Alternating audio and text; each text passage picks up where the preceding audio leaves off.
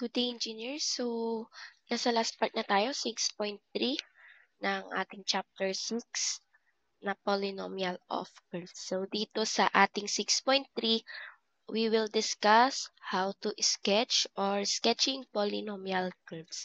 So, dito meron tayo mga steps for sketching polynomial curves. So, una is to find the point of intersection with the axis. So, alam naman na natin kapag y-intercept, so paulit-ulit na natin itong sinasabi.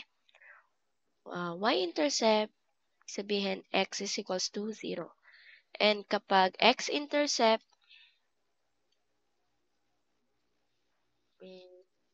y is equals to 0. So, B, determine the behavior of y for large values of x. So, dito, ano lang tayo dito, mag-a-assume lang about sa behavior ng y in terms sa base sa x natin. So, mamaya, ipapakita natin step by step kung paano natin i-sketch itong mga polynomial curves. So, C is to locate the points where y prime is equals to 0 and determine the maxima and minima. So, di ba kapag nagde-determine tayo ng maxima and minima, ang kinukuha natin is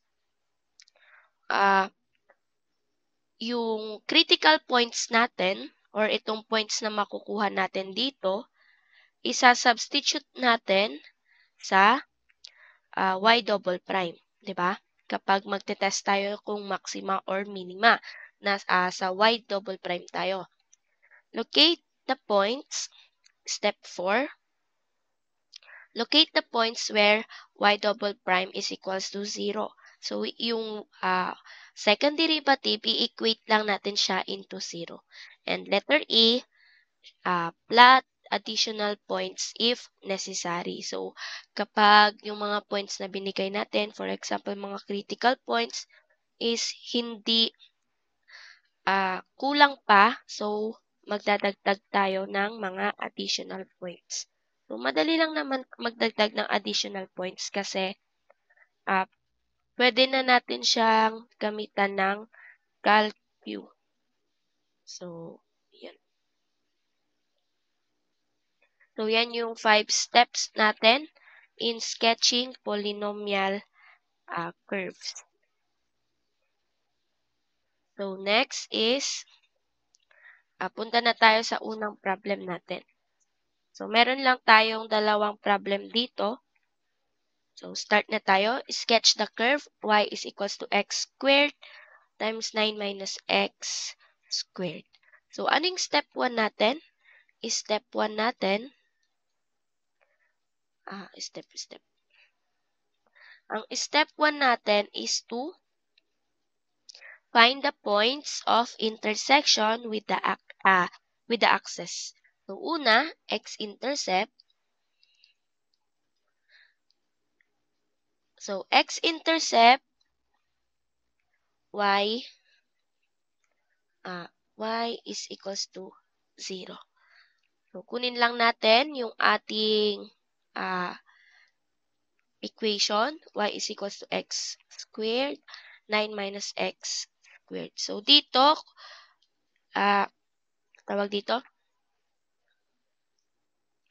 equate lang natin siya into 0 since y is equals to 0. So, x squared times 9 minus x squared is equals to 0. Pwede na natin makuha yung ating value ng x dyan. So, x squared equals 0. And then, yung isa, 9 minus x squared is equals to 0. So, alisin na lang muna siguro natin itong parenthesis. So, ito, x is equals to 0 na agad. Tama? Ito naman, pwede nating ilipat si negative x squared para maging positive. So, x squared is equals to 9. And then, square root both sides. So, x is equals to positive, negative 3. So, ang point natin dito, tapusin muna natin yung y-intercept. So, y-intercept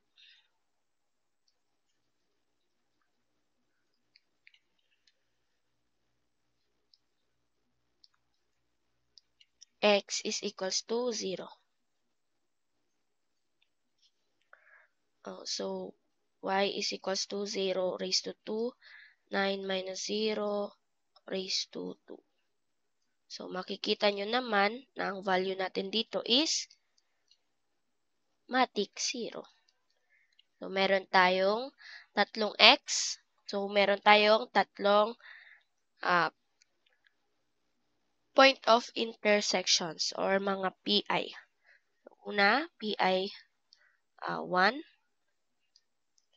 PI 1 ay 0, 0. PI 2 ay 3, 0. Then, PI 3, negative 3, 0. So, next step, step 2. Step 2 natin is determine the behavior of y for large values of x. Dito, wait, sulat ko lang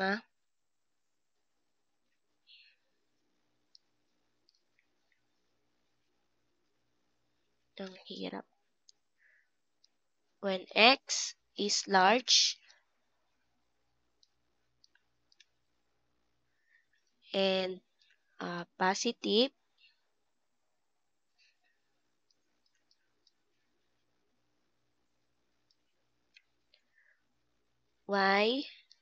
ba't y? Ini-spelling yung y. Y is large and so, blank muna natin. Kasi ganyan nyo siya isusulat. Next, when x is large and negative, y is large and blank. So, ngayon, gusto kong kunin nyo yung ating calcu. Then, i-input nyo ito sa calcu nyo. So, yan. Wait, kunin ko ang aking calcu. So, input natin yan, x squared times 9 minus x squared. So, next is pindutin natin yung calc.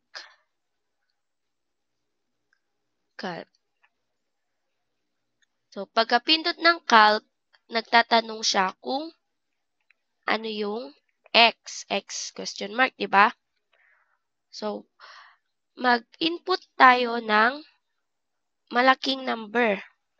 Kasi sabi niya when x is large. So, input tayo, for example, 50. So, in-input natin si 50. So, kapag in-input natin si 50, anong lumabas? Lumabas is negative 6227500. So, ibig sabihin, when x is large and positive, since positive 50, y is large and negative. So, ito, negative. Next, pindot ulit natin yung calc. Then, gawin nating negative 50. So, kahit anong large number, so, any large number, since sinabi natin large dyan. So, ang lalabas is negative 6227500. So, negative din siya. So, wait. Pause ko lang muna saglit. So, yan yung ating step 2. Next is step 3. Ang sabi sa step 3 is to locate the points where y prime or y prime is equals to 0 and determine the maxima and minima. So, unahin natin yung pag-locate ng mga points kung saan y prime is equals to 0. So, step 3 natin is, susulat natin, x squared, 9 minus x squared. So, paano natin i-y prime to? So, una is ating i-distribute ang mga or itong x squared.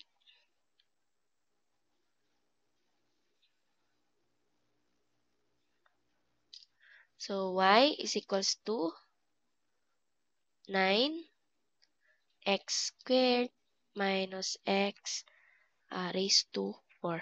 So, first derivative natin, 18x minus 4x raised to 3. Then, equate natin siya into 0. So, 18, rewrite ko lang, x minus 4x cube equals 0. Pwede pala natin siyang i-divide na lang sa 2. Tama? So, magiging, so, sulat ko na lang din. Divide natin sa 2. So, 9x is equals to, what equals? So, 9x minus 2x cubed equals 0. Labas natin yung x. So, x is equals to 0. Then, yung isa, 9 minus 2x squared is equals to 0. So, magiging 2x squared is equals to 9. Then, so, saan natin ituloy? Dito na lang. Tuloy natin, magiging, or taas ko na lang ata para nandun. Ay, hindi kasya. So, magiging, diba, 2x squared equals 9. So, divide both sides by 2. So, x raised to 2 is equals to 4.5. Then, kapag in-square root natin siya both sides, makukuha natin is x is equals to positive negative 2.121.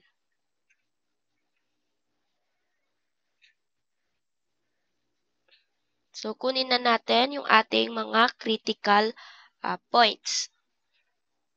I-check ko lang kung nagre-record pa. So, sa pagkuha ng critical points, di ba?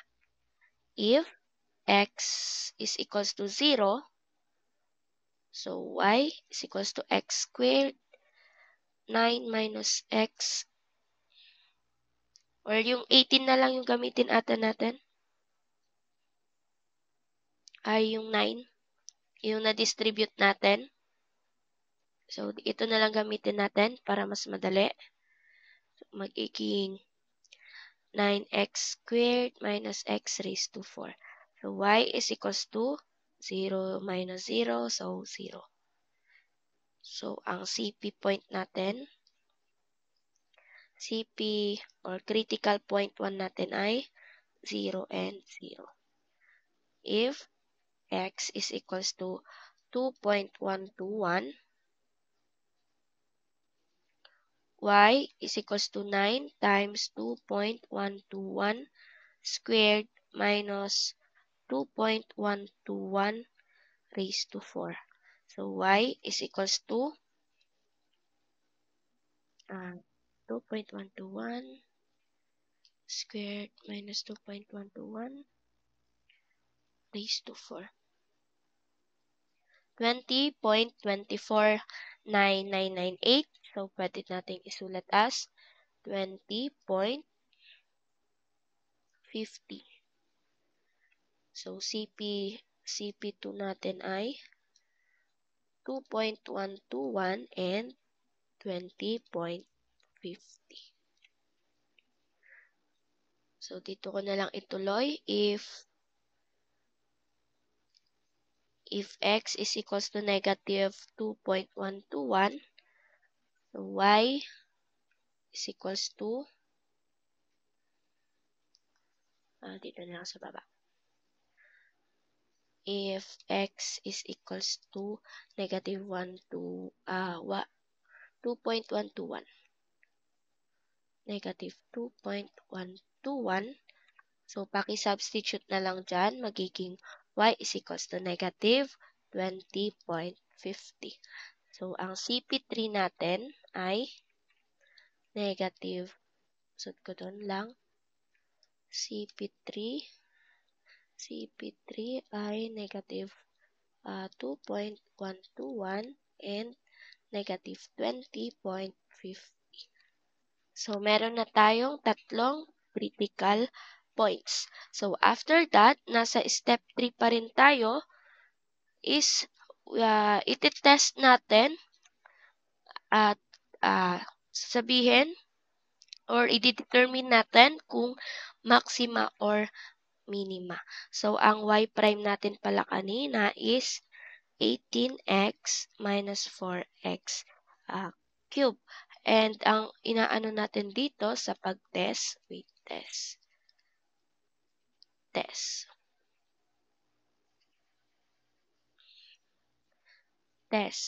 Y prime is equals to 18x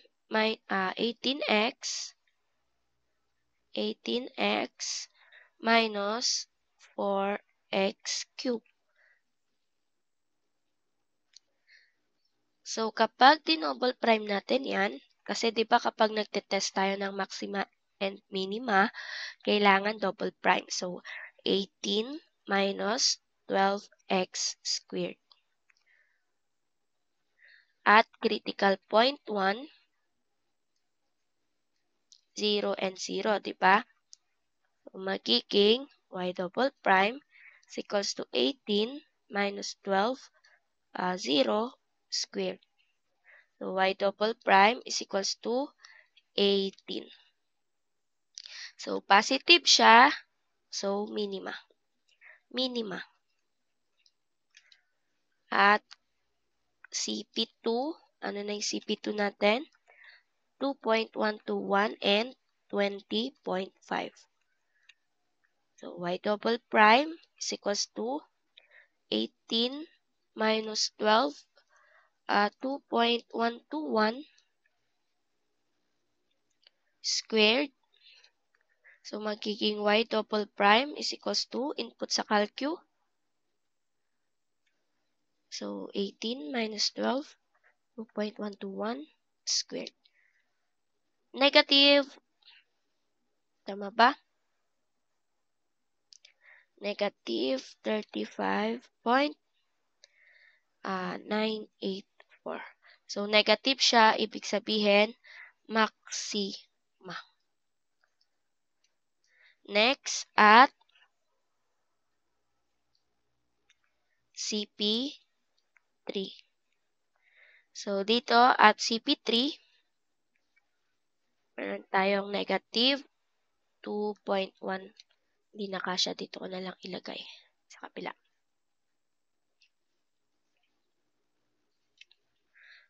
So, at CP3, meron tayong negative 2.121 and negative 20.5. Y double prime is equals to 18 minus 12 times negative 2.121 squared. So, sagot natin dyan is same lang, negative 35.984. So, negative kaya maxima.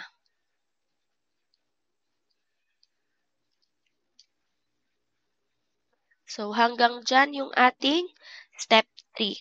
So, step 4,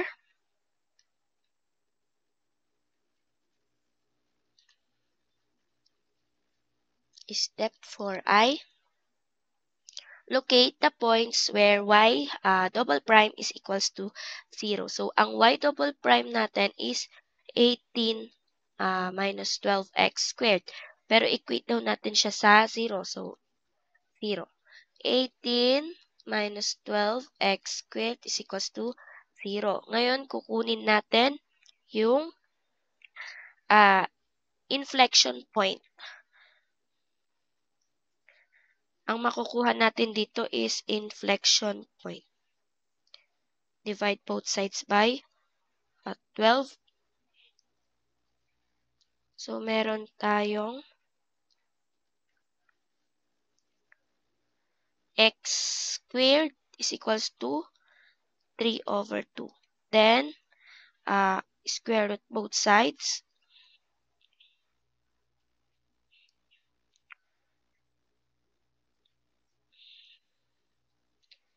X is equals to positive, negative.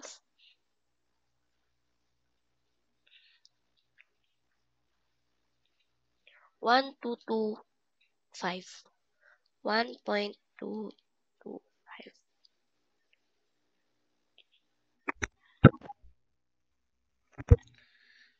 So, ngayon, kunin na natin yung y. If x is equals to 1.225. So, dun sa original nating equation, y is equals to, ano yung ginagamit natin dun?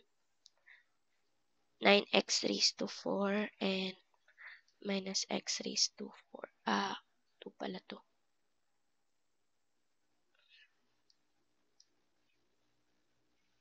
So, y is equals to 9 times 1.225 squared minus 1.225 raised to the 4th. So, y natin is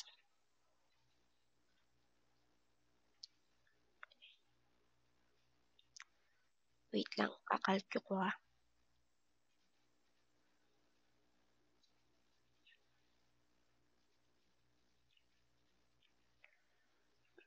11.254. 11.254. So, next, if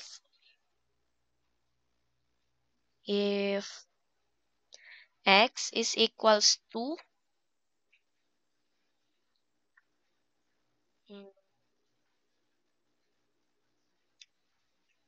wait lang.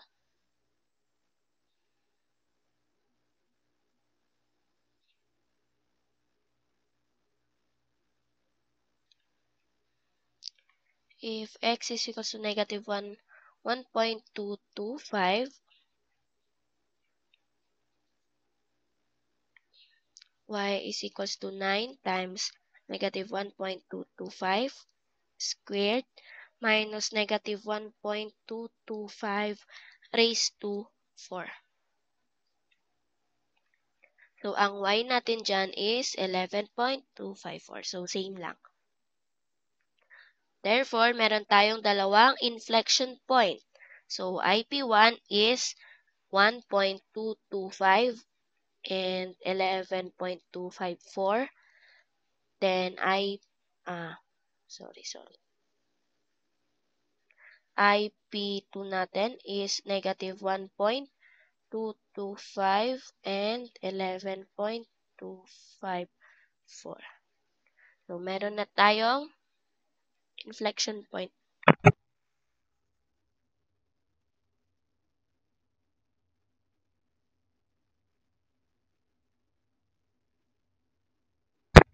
So, ngayon, tandaan natin yung mga points na nakuha natin. So, ito,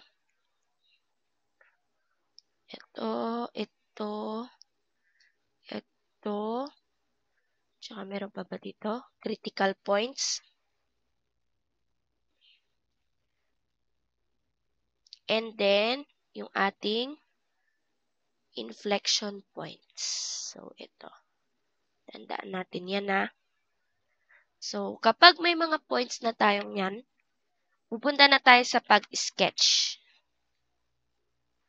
So, yung mga points na kaninang binilugan ko, kapag in-sketch na natin siya, ganito na yung magiging itsura niya.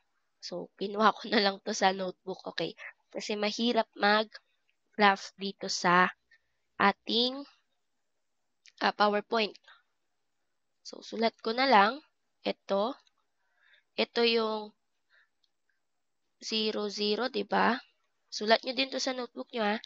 Then, this one is the negative 3 and 0. So, ito si ating inflection point na negative 1.22,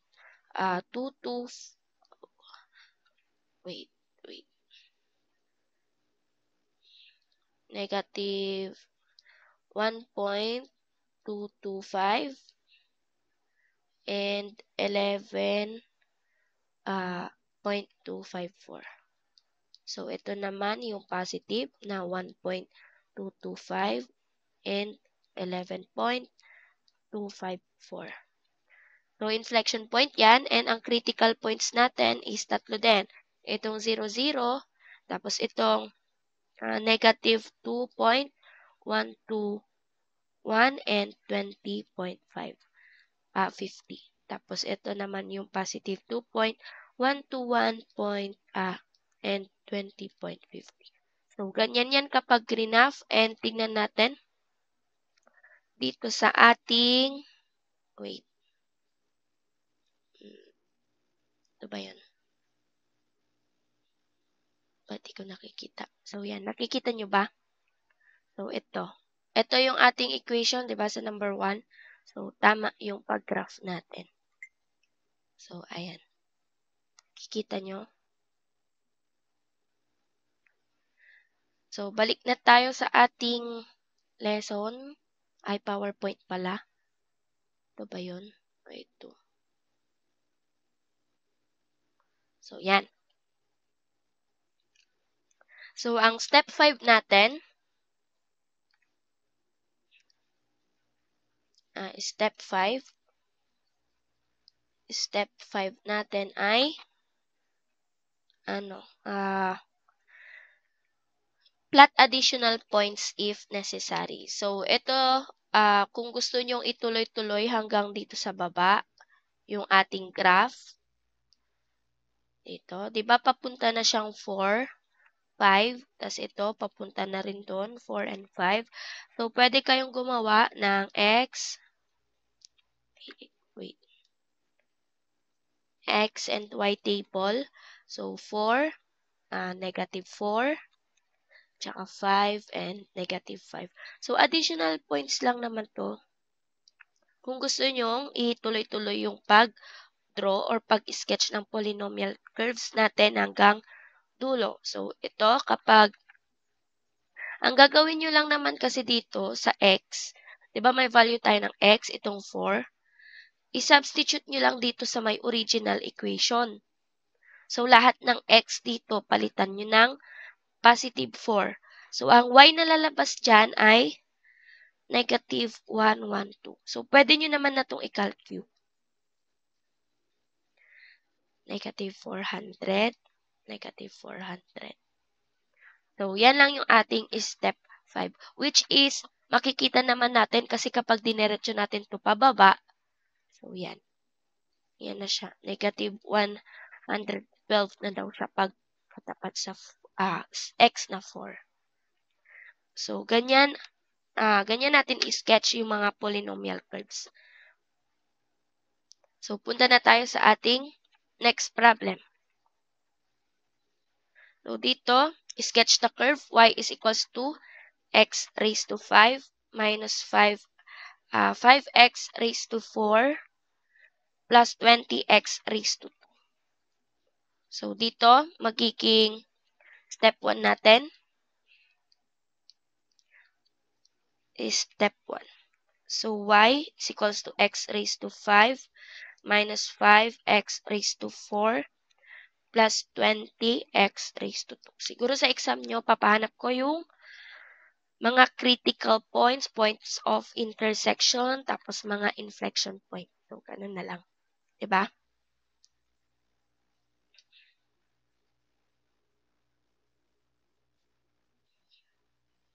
Isa na tayo. Point of intersection. If x is equals to 0, y is equals to 0. if y is equals to 0, so magiging 0 is equals to, saan na to? 0 is equals to x raised to 5 minus 5x raised to 4 plus 20x raised to 2. So, labas natin yung ating isang x squared, x raised to 3 minus 5x raised to 2 plus 20 equals 0. So, ang point of intersection natin dito ay 0, 0. So, pwede nyo itry sa calcu. So, palitan nyo yung y ng 0. So, 0.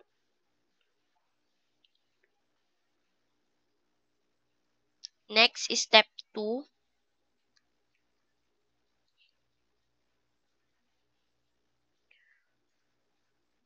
When x is large and positive, y is large and blank. When y is large and negative, y is large and blank. So, paki-input ulit sa calcu. So, itong step 2 ay input sa calcu. Mag-input kayo, assume.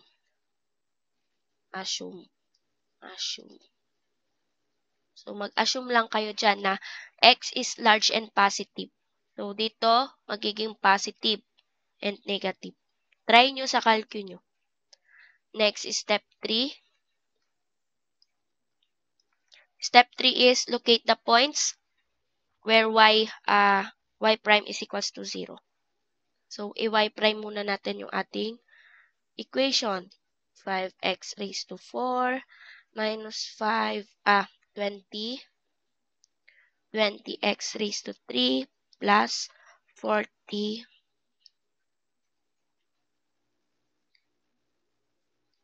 40x. So, 5x raised to 4 minus 20x raised to 3 plus 40x equals 0.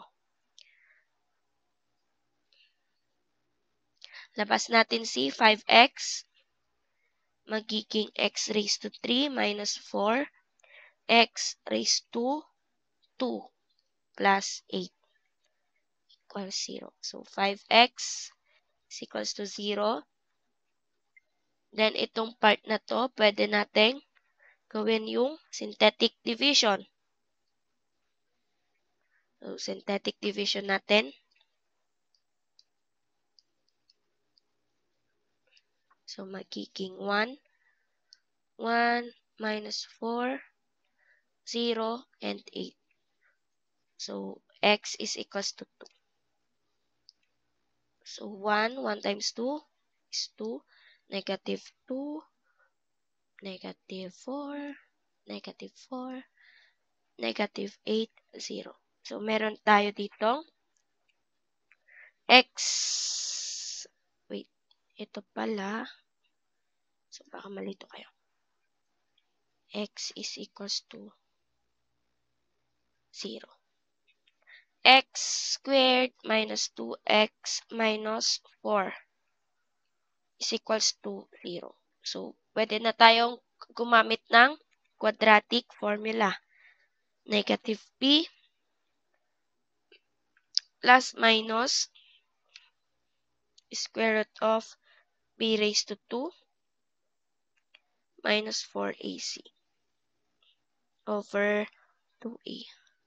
So, input nyo lang. Ang value ng a ay 1, value ng b is negative 2. So, sulat ko. Ito, may 1 dito. So, yan ang a natin. Ito yung ating b.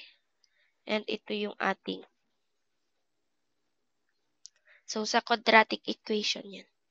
So, x natin dito is 3.236 and negative 1.236.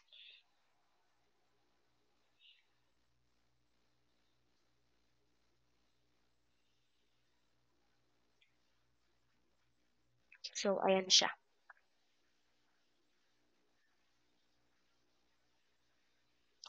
So, next is kunin na natin yung ating mga critical points. So, meron na tayong 1, 2, and 3 na x. So, if x is equals to 0, so ipalit nyo sa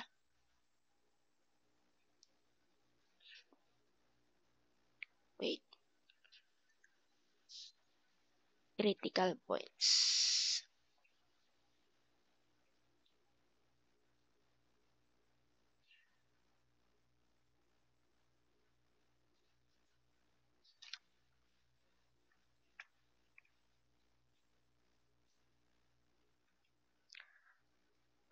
So, i-substitute natin dito.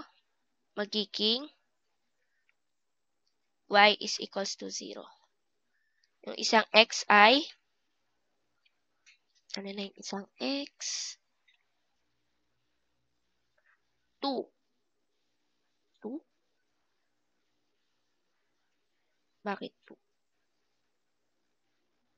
Tama. Yung sa may synthetic division. Balit 4 pala. Sorry, hindi ko nakita. 4 pala. Ito pala yung isa. So, if x is 2, then y is equals to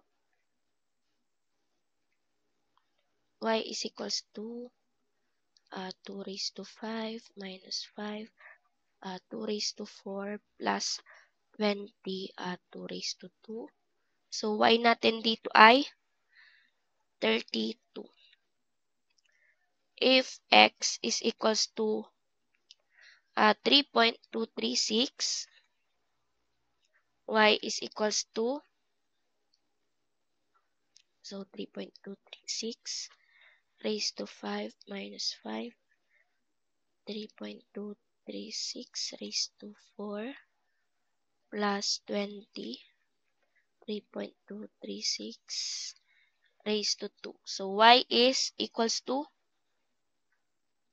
16.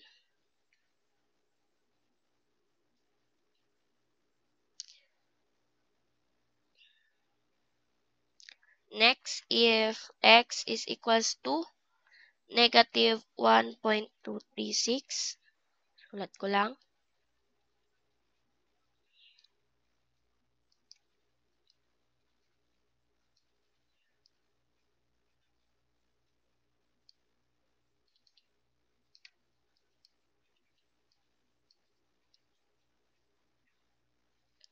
So, y is equals to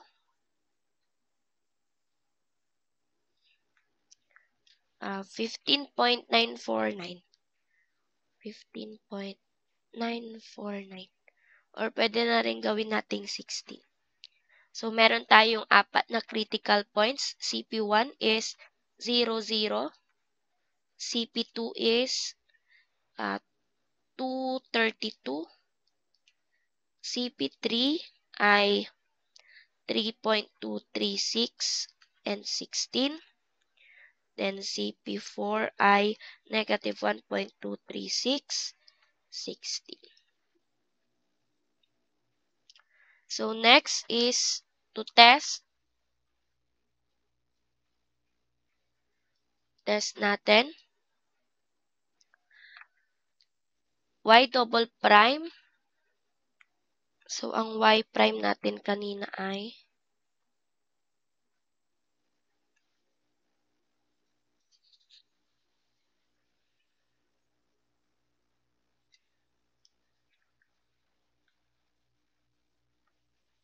So, ang y prime natin kanina, 5x raised to 4 minus 20x raised to 3 plus 40x.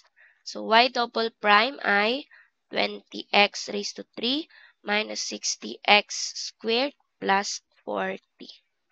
Tama?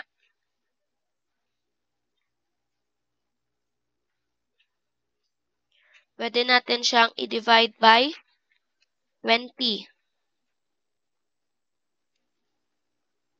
So, y double prime is equals to x raised to x cubed minus 3x squared plus 2. At critical point CP1, so substitute natin to sa y double prime na x cubed minus 3x squared plus 2. So, y double prime is 2. So, positive, therefore, minima. At CP2, 232, y double prime is equals to 2 raised to 3 minus 3 times 2 raised to 2 plus 2. Y double prime is 8 minus 12 plus 2. So, y double prime natin dito ay negative 2. Negative, therefore, maxima.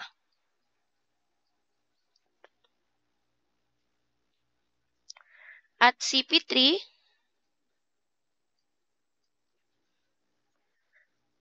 3.236, 16. So, y double prime is equals to 3.236 cube minus 3 times 3.236 squared plus 2. So, y double prime is, so pag kinalkin nyo yan, 4.71. So, positive ulit, therefore, minima. So, last at CP4. CP4 natin is negative 1.236, 60.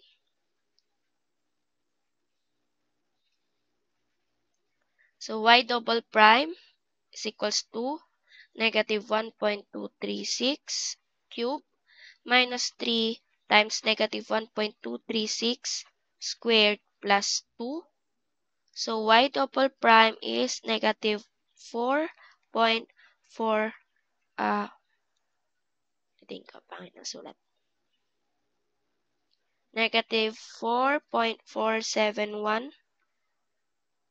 So, negative, therefore, maxima.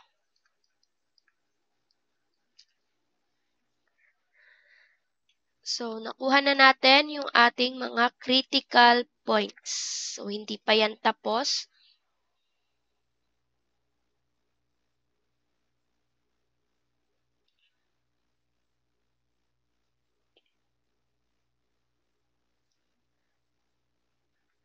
So, next is step 4. Sa step 4 natin, kukunin natin yung mga inflection points or equate natin yung y double prime into 0. So, ang y double prime natin kanina ay x cubed minus 3x squared plus 2. So, equate daw natin sa 0, x cubed minus 3x squared plus 2 equals 0. Kunin natin yung mga value ng x. So, synthetic division.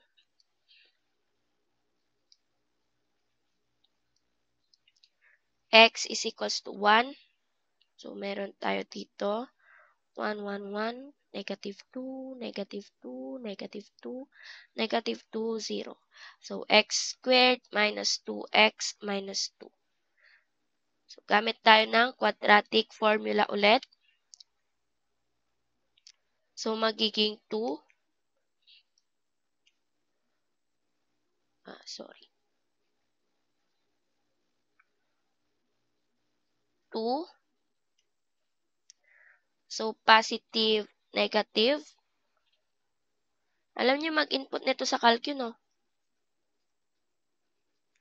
Minus 4AC over 2A. 2, 1. So, unahin niyo muna si positive. Tama?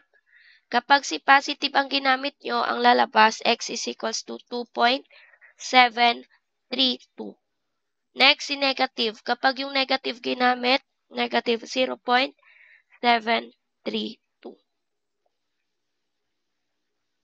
So, meron tayo dito. Wait lang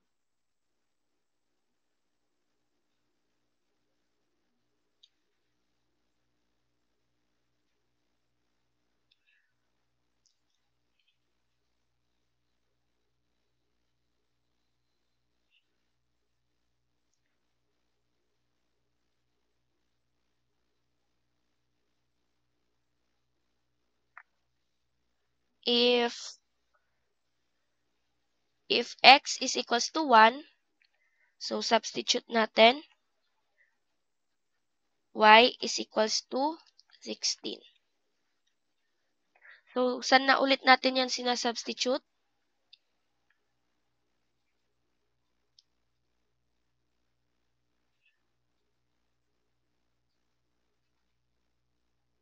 Dito sa original equation natin. If x is equals to 2.732, then y is equals to, so gamitin nyo to x raised to 5 minus 5x raised to 4 plus 20x raised to 2. So, calc natin, 2.732. Ang lalabas ay 22.929. So, 930 na lang. Or, sige, 3. 929. If x is equals to negative 0.732, y natin dyan ay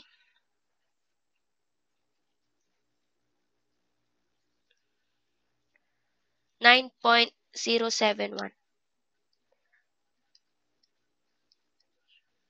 So, meron tayong IP1 na 1 and 16, IP2 na 2.732, 22.929, IP3 na negative 0.732, 9.07. So, meron na tayong critical points, inflection point, and the point of intersection. So, kapag graph nyo yan, ganito yung magiging itsura niya. Ay, bakit nawala? Wait lang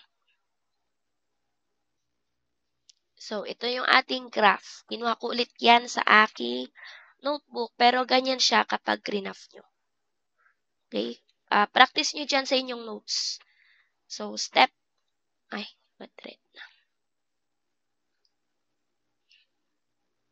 last step is step 5. So, step 5 is to plot additional points. So, dito na lang, sa 4 na lang tayo kasi pataas na to, diba? So, sa 4 tayo and kuha tayo dito sa negative 2. Dito sa tapat ng negative 2 para alam natin kung paano siya bumaba. Okay? So, additional points, x and y. Ano sabi ko kanina? 4 and negative 2. Kung gusto nyo marami, gusto nyo makita kung ano na itsura niya sa negative 10 or sa pinakababa na, pwede rin. Additional points lang naman to. So, kapag 4, 64. Kapag negative 2 is negative 32. So, dito nyo, itong 4 na to is, dito nyo palit or i-substitute. or i-input. Okay? So, kapag may hindi lang na-gets dito, paki-chat na lang po ako sa Messenger. Kapag PM, tapos wala pa tayong convo before, ano na lang sa group chat kasi mas nababasa ko yung sa group chat kaysa sa mga nasa message request. So, yun lang. Thank you for watching. Paki-comment done watching. Then, name and section. So, yun lang guys. Bye-bye.